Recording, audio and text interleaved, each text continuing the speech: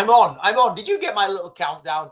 Good morning, ladies and gentlemen. I'm going to throw this out really quickly for the TikTok brains, okay? Food and fuel rationing. We were talking about this last night on the live stream. It's all over the mainstream media right now. So my advice to everybody before I even get into this live stream is keep your vehicles topped up. Right now, everybody needs to keep their vehicles topped up, okay? That should be a priority for everyone. As soon as your needle moves, you go and top up again. If fuel does get taken off the shelves, that means that you don't drive your car. It doesn't mean, oh, I've got some fuel in my car, I'm going to keep driving it just in case. No. What that means is when the fuel goes off the shelves, you stop driving your car. That means you've got a full fuel tank. That means you can evacuate if possible, because right now people's vehicles, they are not vehicles anymore, guys. They are little life ships. They're little life ships that can get you and your family from point A to point B. I've always said this. I've always been talking about this. Get your vehicles in order. Look, I've been through lots of hostile environments all over the world. Iraq, Afghanistan, I've been there as a special forces operative. I've been there as a green soldier.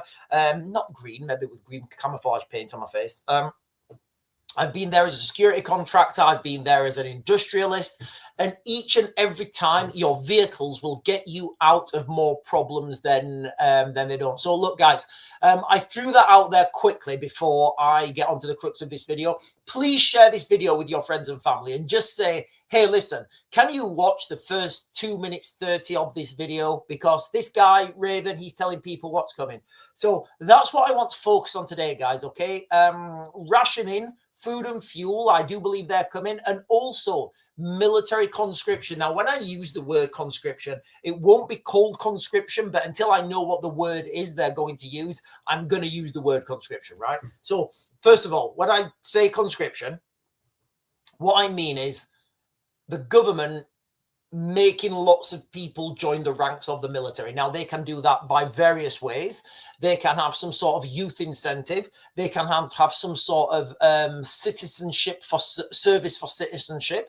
There's all sorts of tools in the government's toolbox to get people to join the military. So let me just share this video with you guys now. And look, guys, we were talking about this last night. We've been talking about this for a while. Remember, if you have a diesel car, there is a strong possibility that that diesel will just be taken off the shelves, right? The government is doing to help us with.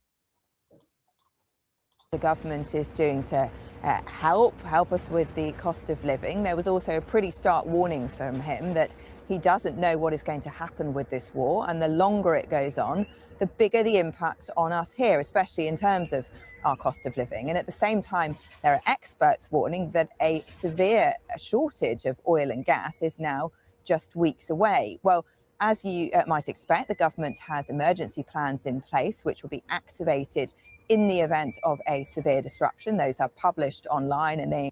Now, if you guys were watching last night, I'm pretty sure those plans are already in action. I'm pretty sure that those emergency plans have now been put into action. So get your shit in order, guys, with this fuel shortage, this coming fuel shortage. Get your shit in order before, I think you've got maybe I'd say you need to be in order within 2 weeks, right? Include things like petrol rationing, giving emergency services and public transport priority. Did you hear? Did you hear what I said? Fuel rationing, giving emergency services and public transport priority on fuel. Exactly what I said. I keep saying this over and over and over and over and over again.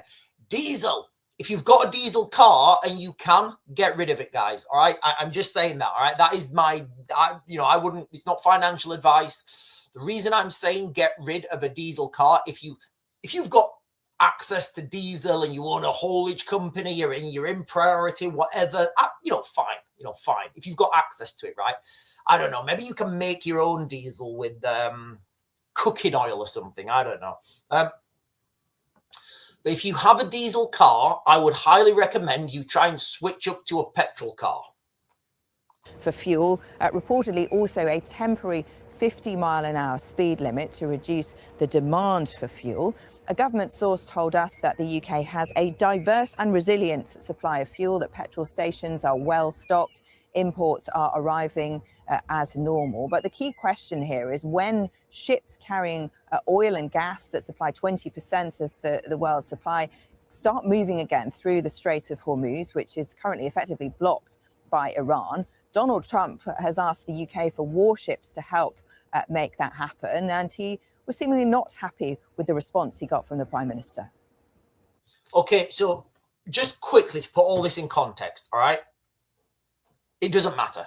You can send all the warships that the world has. If the Iranian government don't say, yeah, we're going to open, yeah, we're not going to, if the Iranian government say, yeah, any ships go through there, we're going to bomb them. If the Iranian government say that, there's not one insurance company on the planet who's going to insure, a cargo ship, maybe worth £1 billion to go through. Not in a million years that's going to happen, guys, okay? So all these people on the media right now who are claiming to know what they're talking about, they don't know what they're talking about, right? This is financial, this is shipping, this is international trade, this is military concepts, and you don't, except from me, you don't get people who are subject matter experts in all those things. You might get a guy who's a military expert, but he's Air Force, so he doesn't really know what's happening. You might get another guy who's Army, and he doesn't know either. So then you need to find a Navy guy, and the naval guy will say, yes, we need this many ships to secure the location. So then they go to the government, and they're like, right, our admiral says we need this many ships. So then they're like, right, okay, send that many ships. Right, we've done it now. It's straight. It's open. And then the insurance company's like, yeah, we're good. The Iranians are still firing drones over. Yes, we need more ships. We need more ships. We need more ships. It doesn't matter. It does not matter, ladies and gentlemen, okay? The metric that is, the qualifying metric for everyone to understand right now, and, and it's coming. It's definitely coming. The qualifying metric is the Strait of Hormuz open? No. Okay.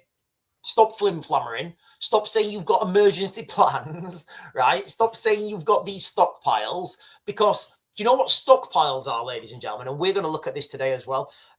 Stockpiles deplete. They diminish over time. If you keep eating your stockpiles, guess what? You're not going to have any stockpiles left. So yes, the government may or may not have strategic reserves. Guess what? They're strategic. They're not for everyone. They're not for Karen and Chloe to go to Skegness at the weekend. No, that's for emergency services. That's for the police. That is for the critical infrastructure. That is for government logistics. That's what the emergency fuel is for, right? It's not for Karen and Chloe to go to Skegness this weekend and take the kids. So I think everybody needs to understand what's coming, all right? I've been talking about this for a while. Been telling you, I told you guys to fill your cars up on the 28th, and I'll still say it now, the price of fuel is going to go up. So you might be looking at the price at the pump right now and thinking, oh, God, that is a bitter pill to swallow. And it is. It's a bitter pill to swallow now. It is. My dad did exactly the same. I was speaking to him like yesterday or the day before. The price is only going to go up.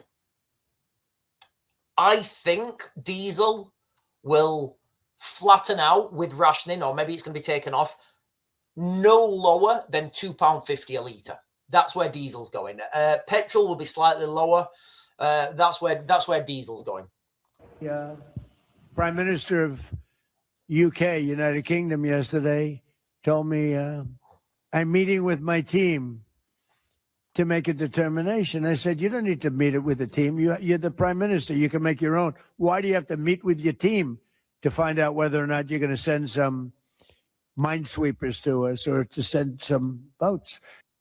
Well, the Prime Minister says he is working with allies on a viable and credible plan, but he also said, with some understatement perhaps, that reopening the...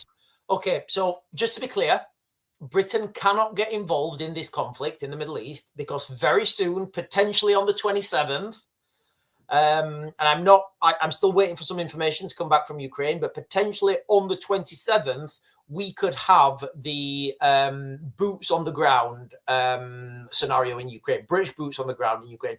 Right, listen, Theodore is saying, I'm going to subscribe. Thank you very much, Theodore, for subscribing. And listen, I'm going to give you, for the members, I'm going to give a little bit of an update later on. I'm going to do a members-only video later on for the on the members-only video in the rock bar. I'm going to tell you what I know from Ukraine. I don't want to make that public yet, but I'll do that as a members-only video. Right, let's just get into this, guys, okay? So if you live in the United Kingdom, right, you may have caught this guy called Nick Butler on the radio the other day. Now, he is the former top executive at BP, or I think it used to be called British Petroleum. I think it's called Beyond Petroleum, whatever. BP, you know, the oil and gas company, right?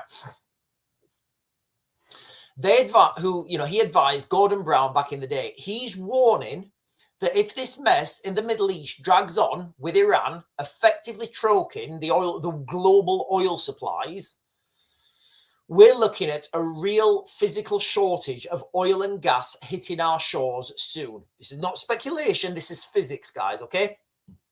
This is physics. Now, we all know Keir Starmer loves his laws. He loves his legislation. He loves his bits of paper to write on. Unfortunately, if we are burning petrol, if we're burning diesel more than we're getting in, guess what? That's going down, right? So right now we are heading towards fuel shortages. That's what I believe, guys. I've been talking about this for a while. More people are coming out on the mainstream media now. If you're joining for the first time, please watch the first 2.5 minutes of this video, like rewind it or whatever. I don't know. So there is a significant shortfall over the next couple of months. Supplies just can't be ramped up in time. That's the reality. So if you guys remember, it was like in the early 2000s, there were like fuel protests when hauliers blockaded depots over fuel duty hikes. Panic buying emptied the pumps, garages ran dry, the whole country grounded to a halt in days. I was lucky. I was in the military and we could still get fuel. Now, we have learned the hard way. Fuel isn't just for filling up your cars. It's the lifeblood of everything. It is, guys, like diesel. The whole world runs on diesel, right? It does. It doesn't run on petrol. It runs on diesel. Now, if we do end up with some sort of rationing, and the government would have to, then the government would obviously have to prioritize NHS, hospitals, critical infrastructure, emergency services, food. Now, this would have a knock-on effect to everything. Literally everything comes from diesel. And like we pay so much lip service to it. And look, guys, I've lived through this. You know, I've lived through this. I lived through this in 2022 in Ukraine. You know, the Ukrainian government straight away issued fuel rationing. Now, that wasn't because there was a shortage of, well, it was because there was a shortage of fuel. That wasn't because there was a global shortage of fuel. That was just because the fuel tankers wouldn't go in there because there was a war, right? So it took a while for that to get sorted. Now, think about delivery vans, HGVs, logistics firms. They will be crippled overnight. These companies will be crippled. Imagine if you've got Mike and Dave's gardening service. Mike and Dave's gardeners, right? Mike and Dave are gardeners, right? They are the real good gardeners. They're landscape technicians. They're landscape engineers. They're great gardeners. They go out there. They fit pools. They do, they do rockeries. They plant trees. They do all sorts, Their van runs on diesel, right? Their van runs on diesel. Okay, it does. Mike and Dave are not critical, are not critical workers, right? So Mike and Dave don't get diesel. Mike and Dave don't get any work. Mike and Dave are unemployed. Okay, fine. What about Debbie's dog care? Debbie's dog care. She's got one of those little Renault. Is it a Berlingo? Is it a Berlingo? I think Debbie's dog care. She has a little Renault Berlingo, and she drives around and she goes to people's houses and she does dog grooming, right? Not that kind of grooming. You know, she makes them look pretty, right? She got a little thing set out. Guess what? Debbie's dog care. That's not logistics. You know, that's not critical logistics either. So guess what? Debbie's dog care. She can't get any diesel. She doesn't get to work. She goes unemployed. She's now, you know, claiming off the system. You guys see where I'm going with this, right? Taxi drivers, you know, food delivery, everything. It all runs on diesel, all right? It all runs from diesel, okay? So all these industries will be crippled overnight. Supermarket shelves, places like B&M, you know, they're not critical. They don't sell food. So who's gonna deliver to them? They will empty quicker than you guys can say just-in-time supply chain, because that's where we run, right? We're already seeing this. You know, you know, I after this live stream, I'm going to go and buy some seeds because we're going to plant food again this year. I know I'm a little bit late planting food. In fact, I'm very late planting food, but we're still going to plant it anyway. I'm going to see what you can plant late. We're going to plant some food this year. We have to. Everybody has to. Because trucks simply won't be able to get the fuel they need. So fresh food, your local convenience stores, bread, milks, markets, the butchers, all this stuff we take for granted arriving daily, there will be massive delays, shortages, panic buying will kick in, just like before, driving up demand and making things even worse. In 2010, I used to live in the city centre, and there was a Tesco's. And it was just the closest, like, is it Tesco's Extra or something? I don't know. I think it's the little one. Whatever it is. Like the little shop Tesco's. And I think it was 2010. It wasn't 2010. It might have been 2011. I don't know. Around about that time. And there was a huge blanket of snow in the United Kingdom. Huge blanket of snow. And Tesco's came on the radio, not on the TV, on the news, basically. And they said, yep, we're not going to be delivering any food. We're grounding all our delivery trucks until further notice, until this snow's gone, because it's just too dangerous to deliver. By the beard of Zeus and Odin's eye. You should have seen the carnage and chaos in there. There were little old women fighting over loaves of bread. I remember these two women, old women, like late 60s, maybe early 70s. And one woman, she'd gone in there and she just took all the bread. All the bread. There were maybe like 6 loaves left or whatever. She took all the bread. And this other woman, you know, similar age, like late 60s, early 70s, she said, oh, are you taking all that? I need a loaf. And she said, oh, I'm sorry, you know, it's first come, first served. So the woman pulled one of the loaves of bread out of a trolley. And they started fighting. They started fighting. 2 old women over a loaf of fucking bread, right? Over a loaf of bread. Now, if that's going to happen, if that was in 2010 or 2011, I don't know what year it was. 2010, 2011, no later than 2012. Might be 12, I don't know. If that happened then over a loaf of bread between 2 elderly white women, how do you think things are going to happen now when there's real fuel shortages, real food rationing, real shortages because it just can't get in? And don't forget, these shortages are not just in the United Kingdom, right? These shortages are now global. So here in the United Kingdom, we import 60% of our food. It might even be 70. We import a lot of our food. So now, supply and demand. Are these trucking companies going to drive to the United Kingdom with that food? Is there any profit in that? I don't know. Or are they going to, are they going to deliver that locally? I've said quite a while, guys, if you guys have been following me for a while, if you have the ability now to set up a logistics company into Europe and out, I know this is contradicting, but like if you can get the right vans, maybe electric and probably not petrol, there's a strong possibility that there's going to be haulage companies going bust.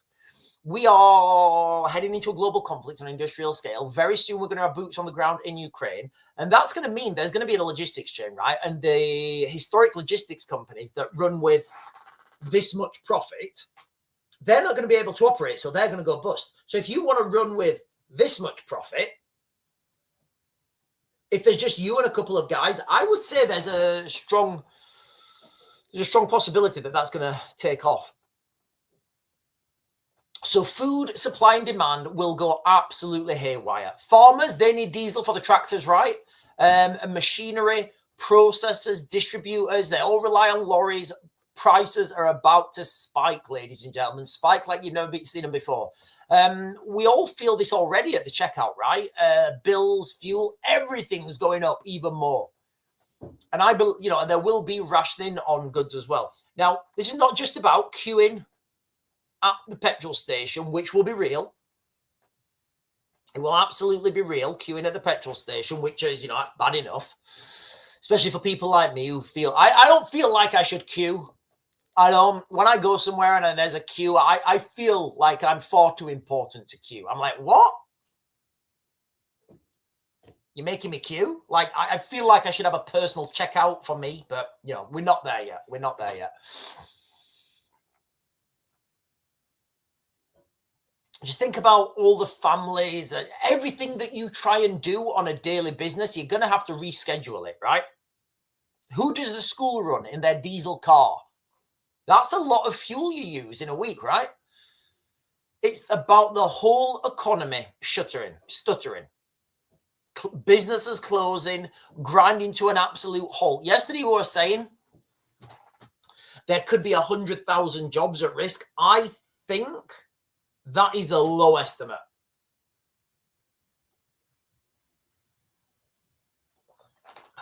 Now, the government, to be clear, the government are saying that stocks are okay for now.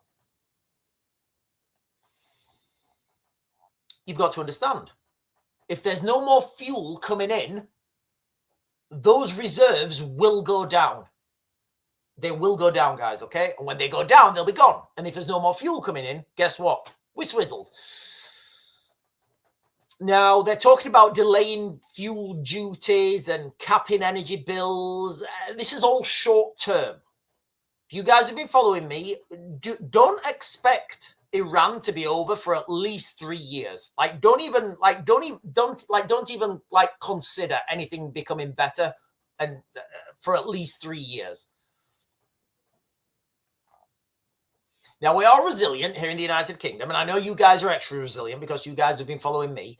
I do think from today onwards, things are going to get worse, and it's like a self-fulfilling prophecy, because when the media start talking about it, and I know you guys have got your vehicles filled up because you did it on the 28th, right? When I told you to do it, yeah. And I know that you guys are keeping your vehicles topped up because that's what I've said to do. And I know you guys are like, look at all those minions fighting for fuel.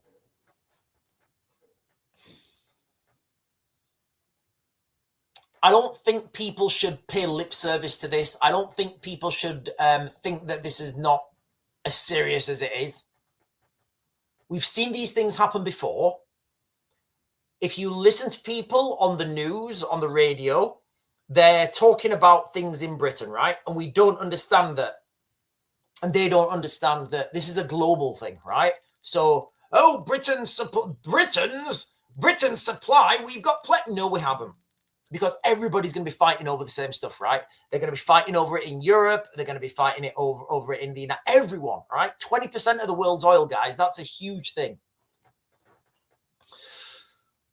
Right, let me jump onto the chat, ladies and gentlemen. Listen, guys, if you're joining for the first time, can you please share... do you know what, guys? If you're on right now, can you please share this video with somebody you know and just tell them to watch the first, what would we say, 2.5 minutes, right? Just watch the first 2.5 minutes, because this is absolutely coming.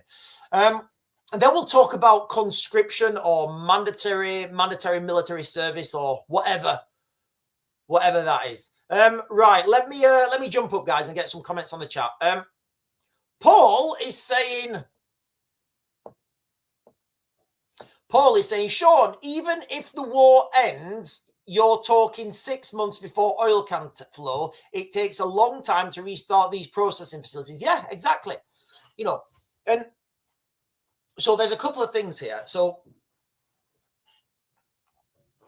the Iraqis, they're the first ones to fall. So the Iraqis have closed oil production. They say production, don't they? They don't really produce anything. They just pump it out of the ground. So the Iraqis have closed down oil production. That's it now. The Iraqis have closed. Like Paul Sullivan's saying, you can absolutely flick a switch and turn things off. Absolutely, you can flick a switch. You can do it from the control room. You can turn things off from the control room. You can't turn things on from the control room. You have to go out. You have to send an engineer, usually a team of engineers, to the wellhead. You have to go to that wellhead. You have to, check it, maybe recondition that wellhead, reinsert the pump, make sure the pump still works. Because think about these. Think about these pumps, right? I use my straw. Think about these pumps. That's a terrible example. Think about a pump, right? Submersible pump on like a submersible pump on a piece of copper tubing or whatever. Just visual. It's not copper, but just visualize it, right? So when that pump is spinning, it's sending all the oil, everything, everything's going, and it's going, and it's going, and it's going. When you turn that pump off, it stops, right? So all the little bits of dust and the little bits of stone, they all settle to the bottom, right? They all settle to the bottom, settle to the bottom. So if you just turn that pump back on, you've got like a clog at the bottom, right? Because all the bits of stone of like tiny bits have all clogged at the bottom. It may work, it may not work, right? If it doesn't work, it's a big problem. While that pump is operating, it's just tiny little bit gone. But when those pumps clog, so you have to clean all these pumps out. So it does take a long time to restart this oil back once it's been turned off. Sean Persons is saying, if Starmer had backed up Trump, the USA would have gave us fuel, but no. I think the problem's a lot bigger than that. I do. I think the problem's a lot bigger than that. Noobs. I'm just going to call him Noobzion is saying, Sean, yesterday, a high school in Cardiff was closed yesterday. Heavy armed police presence remains shut today. Police in red overalls. I've never seen that. So yesterday there were actually 2 schools closed in Cardiff. One in Lanishan. I know that because I used to live in Lanishan. One in Lanishan, and I can't remember where the others ones. Yeah, but there was two schools closed. Raven, are rampant rabbits worth stockpiling for the apocalypse? I don't know what that is. Rabbits? I think if you eat rabbit meat, you don't actually it's too lean. I don't think you get any calories from rabbit meat. I don't know. Right, I'm just jumping to the bottom, guys. So again, I do apologize if I'm missing anyone's comment. That there's a lot of if Trump says the US has a lot of its own oil, and why in the hell is the price going up? Is the price the global oil price? The oil price, it's a global thing, right? It's dictated by OPEC. I think it's OPEC. Is it OPEC? So basically, the price of oil has to be the same around the world, kind of like gold. So if there's a problem in one part of the world, there may not be a problem in another part of the world, but the price of oil goes up collectively.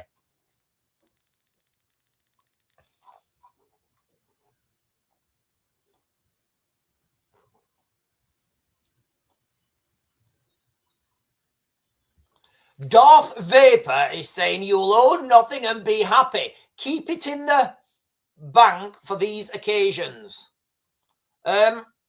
These countries also have facilities that produce clean water. If they destroy these countries, will immediately collapse, including yeah. You know what, the Iranians have been attacking desalination plants. Right. And Paul Connolly is saying, imagine our army lads dressed as fluffy. Yeah, I think there wasn't there a thing saying that they've got the military in that they're asking the military to, like, if it's okay to wear is it makeup?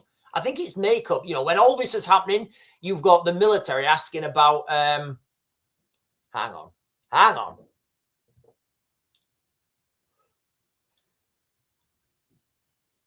I'm just checking the chat. Give me a second. I want to sort this chat out. Hang on.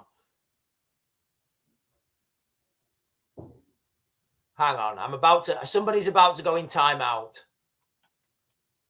If I can find him.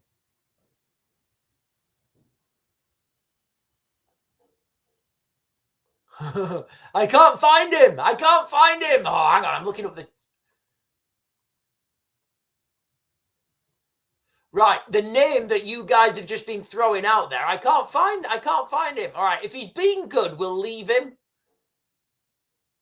I don't want to go up here and like be looking all the way up to try and find the person who we're talking about. He who shall not be named. Right, I can't find him. I can't find him. So if he's being good, he's being good. But he will get removed very quickly.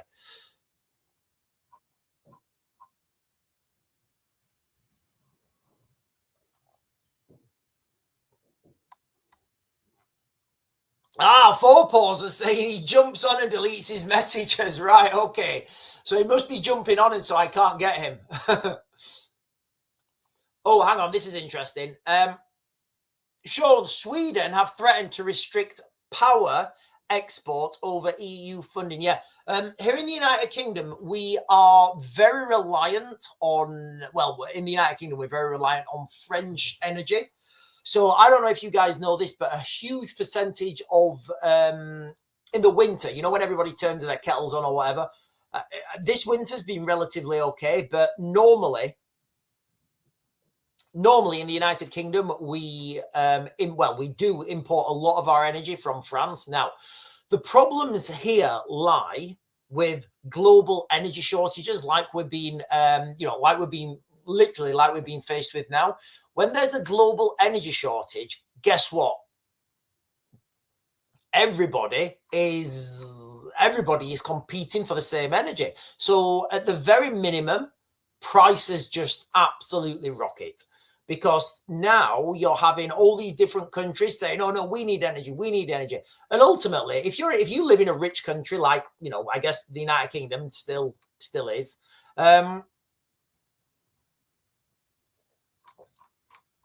our price goes up. However, what happens then is the price of energy in other countries just becomes unobtainable. So people don't have any energy in, like, for example, in the third country X, right? Country X, it's a third world country, and they just don't have any, they don't have any fuel now because they can't afford it. So guess what? Guess what happens then? Yeah, you guys know what happens, right? You get mass migration then. So you get people leaving from these poorer countries, coming to the richer countries because there's no fuel in those countries. So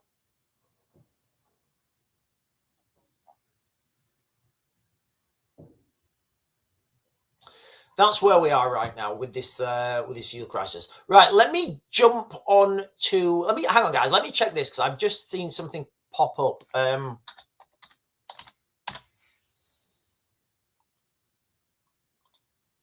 Yeah, let me share this with you guys. This has just popped up from GB News.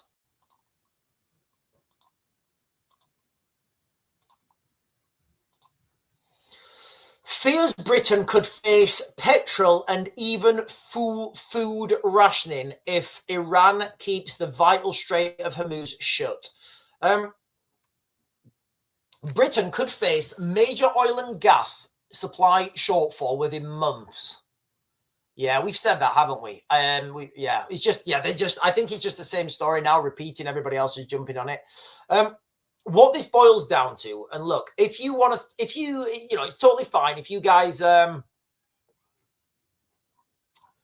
to take heed or not. It's very simple to look at this and understand what's happening. Very soon, there's going to be a deployment to Ukraine. Very soon, guys, there's going to be an absolute deployment to Ukraine. I don't see any way out of that now. There's the scenario where, maybe on a Friday, maybe next Friday, the 27th. Is it the 27th? I think it is, yeah. Next Friday, the 27th, a big Russian push. And for those guys who are members, no, yes.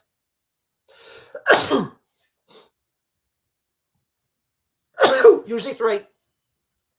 No, I don't think it is this time. No, it's just 2. So, big Russian push over a weekend. All the politicians are on spring break or whatever. They're all, I don't know, they've all gone to Mexico on spring break or whatever. Guess what? The emergency procedures are put in place. Overnight, we have a deployment of British troops in Ukraine. Happens real quick. Parliament are not here. Keir Starmer stands up and he's saying, Russia made a mass push into Ukraine and Britain had to go in and stabilize the country.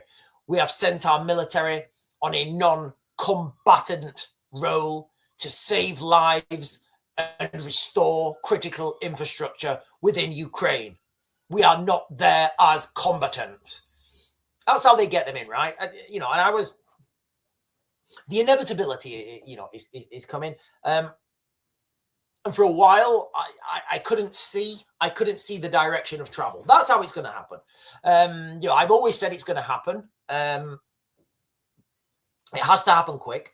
That's how it's going to happen. The other option would be to drive in, guns blazing, Union flags on the tanks, and go straight from Lviv to Kiev. I don't think that's going to happen. It's going to be the slowly tippy-toey. Then what you're going to have drone strikes, these type, or maybe these ones. It'll be these ones, guys. It'll be the fixed-wing drones, like the Shahed-type drones. Shahed-type drones will attack British forces. There will be casualties, a lot, because Britain just don't understand how to deal with this. The Russians will say, yeah, look, you're combatants. You're in a war zone. Like, what are you going to do? What are you going to do? The United States have already said they ain't coming to help you. Like, what are you going to do? Like, you're going to do nothing. Keir Starmer will sign some legislation and send it to... Keir Starmer will write a letter to Vladimir Putin and tell him that he's in violation of international law. Vladimir Putin will just laugh at it and put it straight in the bin. And then, we're committed then. And then everything that you guys see in the Middle East, nobody will care anymore, especially if you live in the United Kingdom, if you live in Europe, because the main event for you guys will be in Europe. It's coming quick. It's coming quick. We don't have the manpower, and I think that's been done on purpose. There was an article, right, saying 60,000 military applications have been rejected. Let me just get this up. 60,000.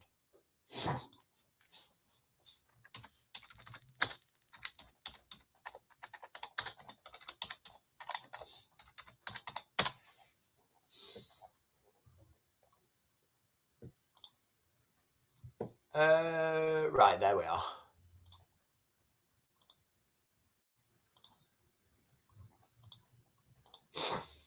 Nearly 60,000 UK forces applications rejected on medical grounds. 60,000. Wow, that is a lot, right?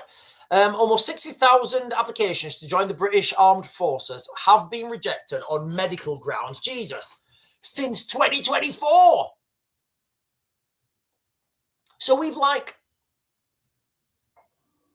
so depending on when this was too, so depending on these dates, we may have rejected more people joining the army than, right, okay, whatever. In a written parliamentary answer to Conservative MP James Cartledge, Defence Minister Louise Sandher-Jones said a total of 59,010 applications across Army, Air Force and Navy were rejected for medical grounds between the 5th of July 2024. Okay, so it's like almost so it's a year and a half period, and the 31st of January 2026.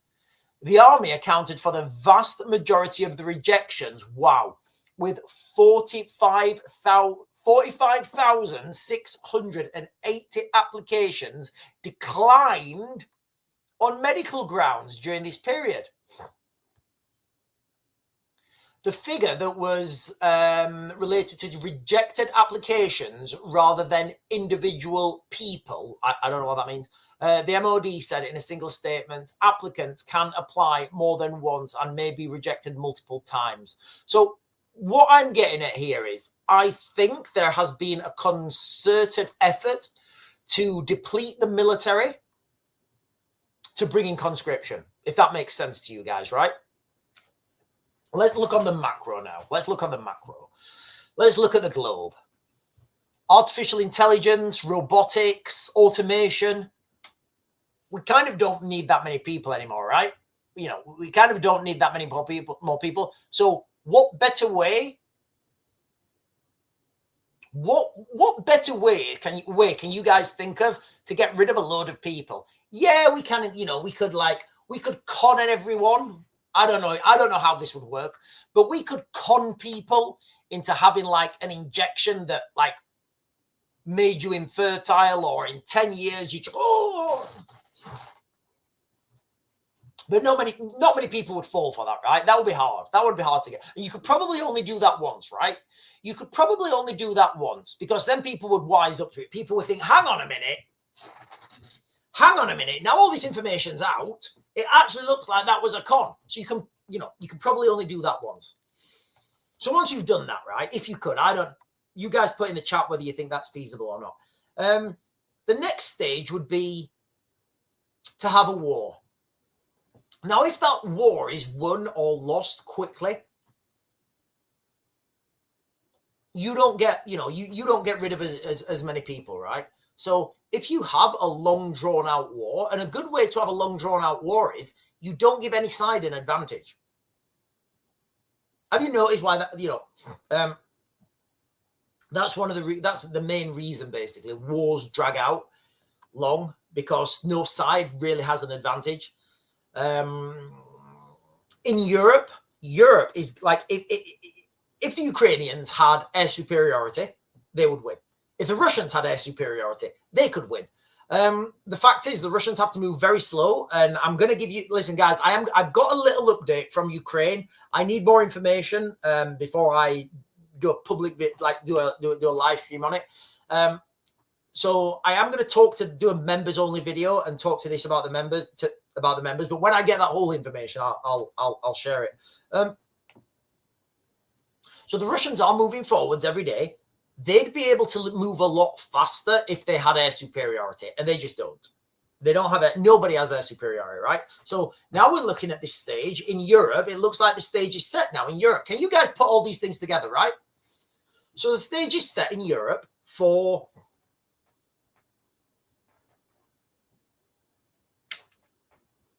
boots on the ground, British, French, German, Polish, Estonian, Latvian, Lithuanian, Romanian, led by Britain.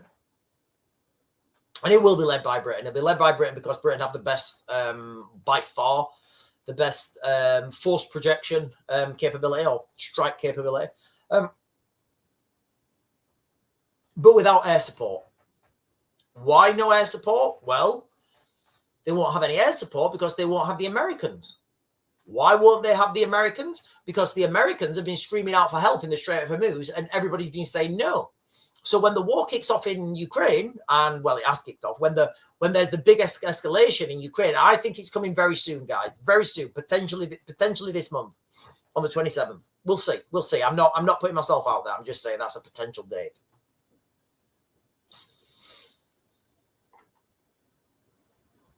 And then the Europeans are screaming out for US air support. The Americans are going to say, well, actually, we were asking you guys for help. We were asking for ships from you guys and you wouldn't send them. So we're good, thank you. And that's win-win for the United States, right? The United States get to say, oh, look, Donald Trump's a peaceful president. He doesn't want to get involved in foreign wars. While they're attacking Iran, right? Which is going to leave us, like I've said hitherto, I'm not changing my tune, guys, which is going to leave the United Kingdom and the rest of the Europeans to pull our big boy pants on and to fight the Russians. And if you want to know how that's going to go, from my analysis, I'm not seeing a win. From Europe, without the United States, I'm not seeing a win. And they won't, you know, the Europeans, led by Britain, we're not going to lose this war because of anything other than one word. And that word is bureaucracy.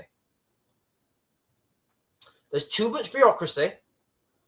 Our military industrial complex has too much bureaucracy, too much red tape.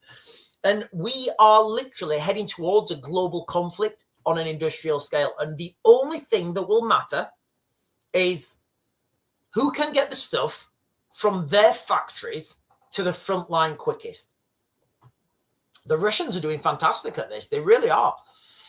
Do you think the Russians have red tape on who can produce stuff for the military industrial complex?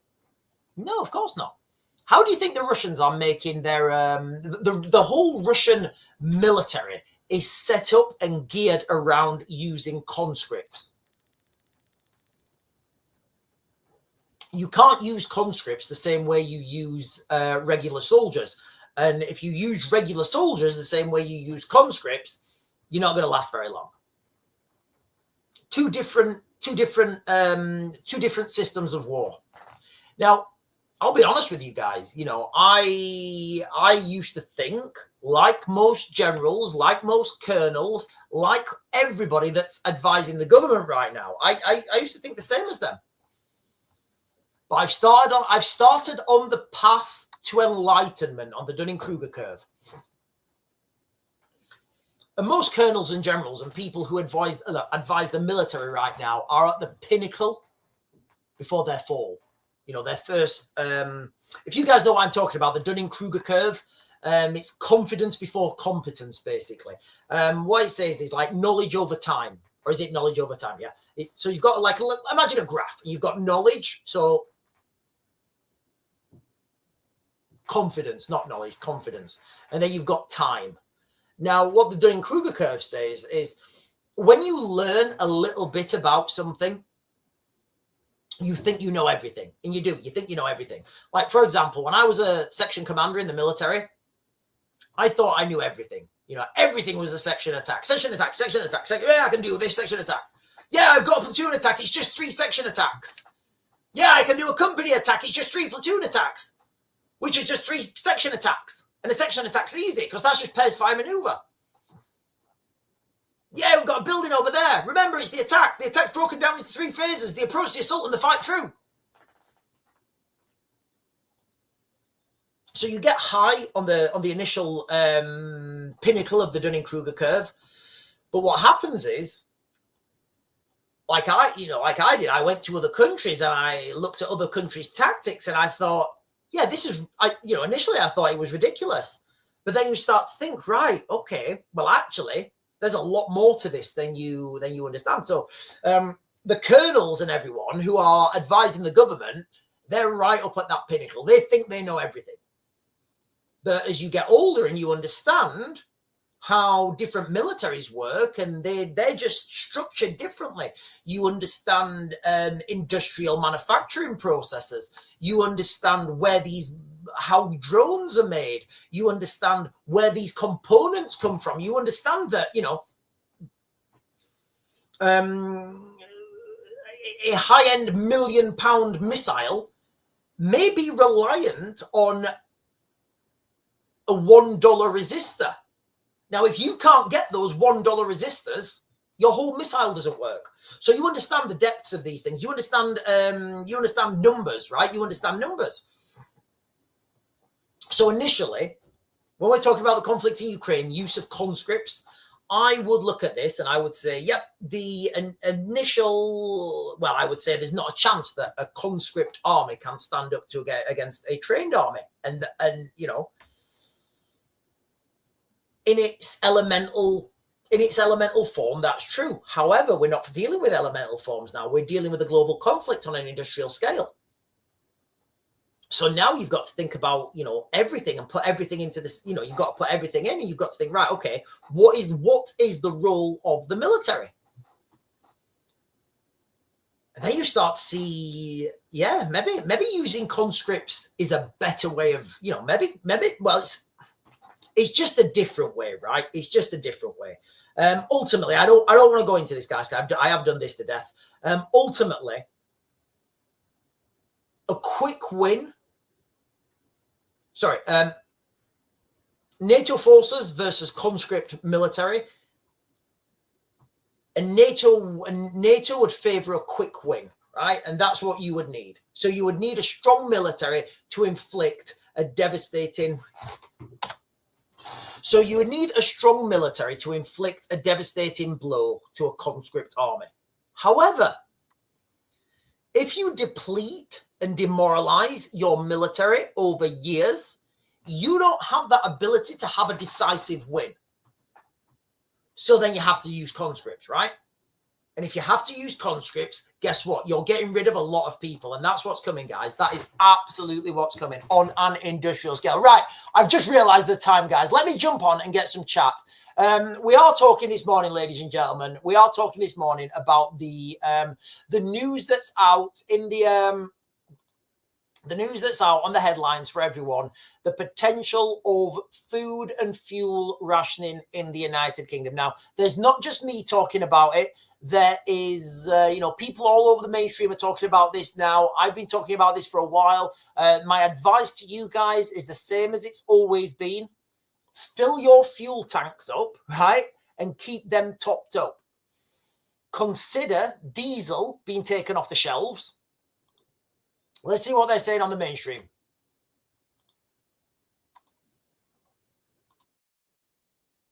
Him that he doesn't know what is going to happen with this war, and the longer it goes on.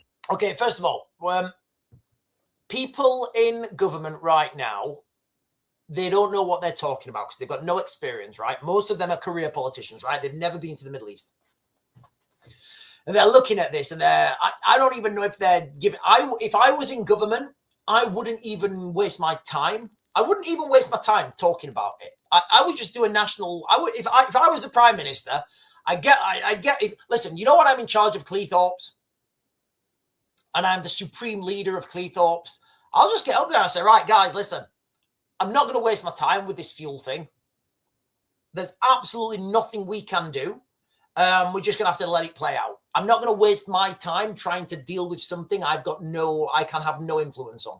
Zero influence. So we'll let the Americans and the Iranians and the Israelis fight it out. And maybe 3 years it's going to get opened, right?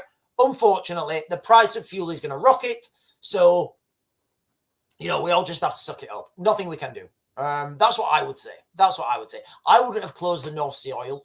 We would still have our own oil supplies, and I would stop any oil exports. That's what I would do. Look, we're on an island, right? We get plenty of fuel. We could get plenty of fuel from the North Sea, but unfortunately we don't. You can't just turn these things on. It takes a long time. So this is one of the problems right now. And if anybody's got false hope right now, get rid of it, guys. Okay. Get rid of any false hope that you guys have got. Fuel prices are not coming down. They're only going one way right now. the bigger the impact on us here, especially in terms of our cost of living. And at the same time, there are experts warning that a severe shortage of oil and gas is now just weeks away. Well, as you might expect, I think it is weeks away, guys, as well. Last night on the live stream, I said to you guys, I said, listen, we're probably going to have fuel and food rationing in about 2 weeks. So take that on board. You know what I said to you guys, that like this airstrike, you know what I said, that Donald Trump will go into Iran March 2026. And then closer to the date, I changed that. I said, no, he's actually going to go in on the 28th. Because you can see these things coming, right?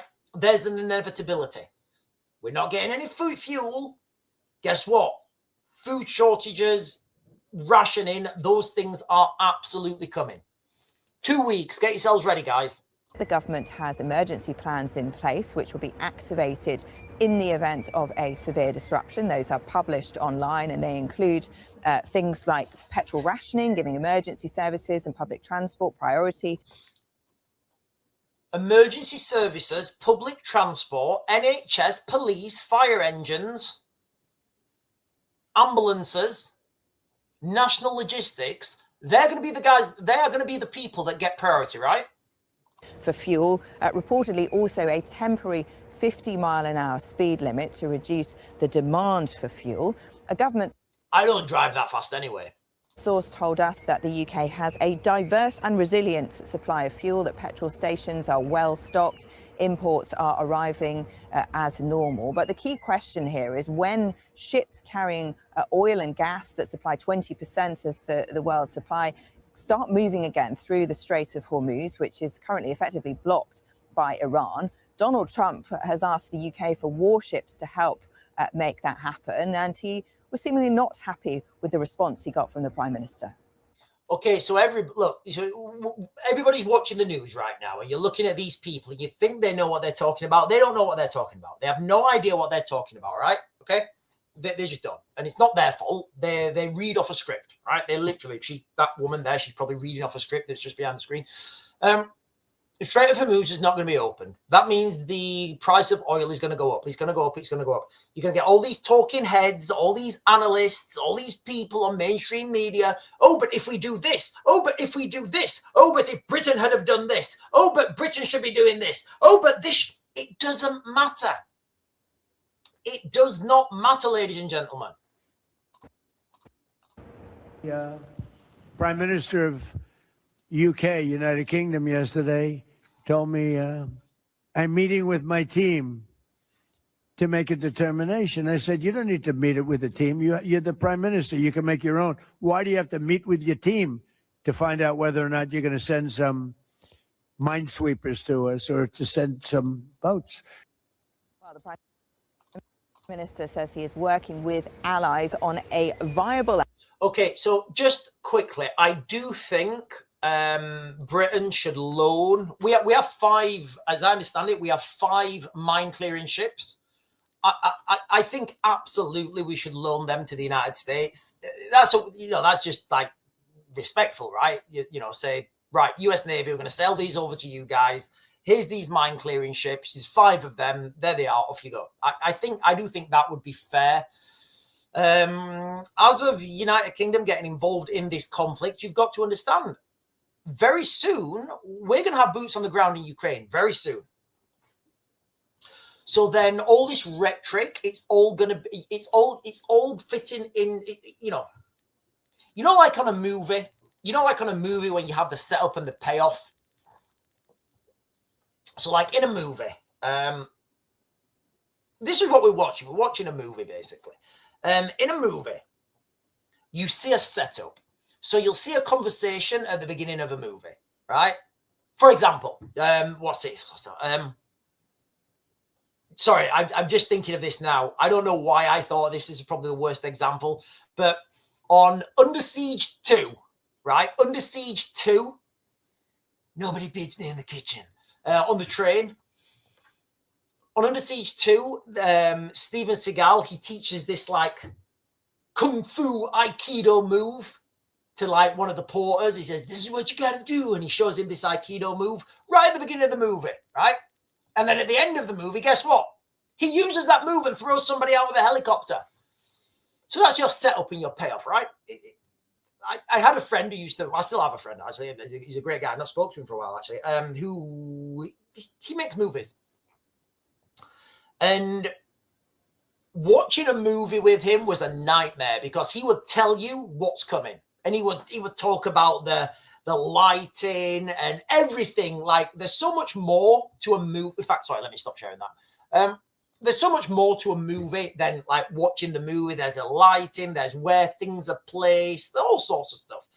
And in a movie, you get the setup and the payoff, right? Right now, we're in the setup and the payoff. Well, I guess it's not going to be the payoff. The payoff or the payment is going to be boots on the ground in Ukraine and the United States not helping with their support. So that's where we are right now, guys. Right, I'm just looking at the time, guys. I am going to start. I want to close this down, not early. We need our armed forces in the UK. The enemy is in the castle. It absolutely is. Yeah, we're going to be having two conflicts simultaneously. We are going to be. I've been talking it. I've been saying World War III and World War IV are going to be fought simultaneously. I do think that. World War III will be the international conflict, guns, tanks, bombs, trains, drones, planes, automobiles. World War IV will be fought on our streets. So you are absolutely right. That's coming, but all these things are coming at once. Bungalater is saying... need the army stood in the town centre outside of Tesco, not in Iran launching missiles. Well, the British military is going to be deployed to Ukraine. So if you live in Britain, the main event for you guys is going to be, is going to be what's happening over in Ukraine. Right, listen, ladies and gentlemen, can you all do me a video? Can you all do me a favour, right? Can you all do me a favor, right? Share this video with a friend or a family member, right? And just ask them to watch the first 2.5 minutes of this video, right? I spiel everything in the first 2.5 minutes of this video, and it basically is. Oh, hang on a minute. Holly is saying, share Raven's video on your social media platforms. Pretty please, it helps show support. Thank you, guys. Yeah, if you could do that as well, that'd be fantastic. The beginning of this video, I was talking about what people need to do right now. So if you had filled your vehicle up on the 28th when I said, and you keep topping that up, psychologically, it's not a bigger gap. It's not that much of a faff, is it? Because you're going into the garage, right? You're filling up. And the thing's clicking, and then you get back in your vehicle and it might be like, what, 10, 15 quid or whatever, but then you've got a full tank, right? So everybody right now, you really need to have your tanks absolutely topped. As soon as that needle moves, you fill it up again, right? And if fuel becomes not available, you stop using your car. You stop using your car, guys, okay? Because vehicles right now are not, it's not your leisure device where you can go, supermarket. That's your life ship to get you from point A to point B in the case of civil unrest breaks out.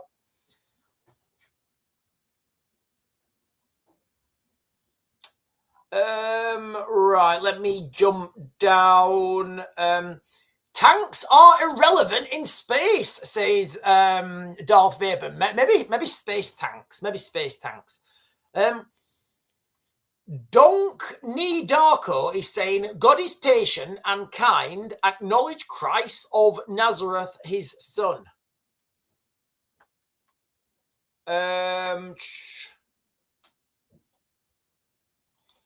Blix is saying, when the Ravens leave the Tower of London, it's over. I don't know what that means. And Steve is saying, Raven, if you think about this war is between London and US, bank versus bank. Do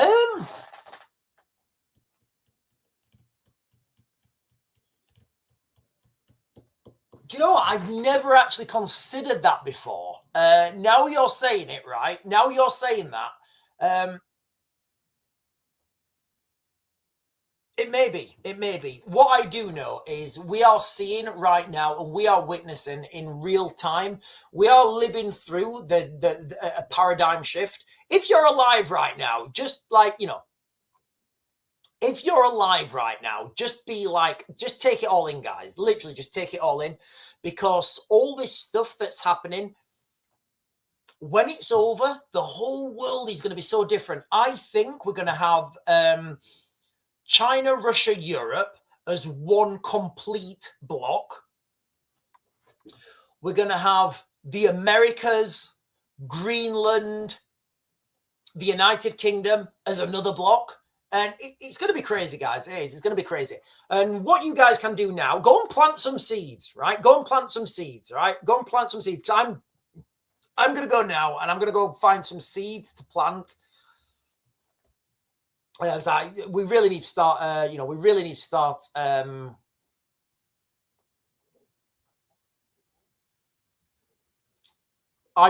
our house, I don't mean we collectively, although you guys should do it as well. We really need to start planting some seeds and growing our own food.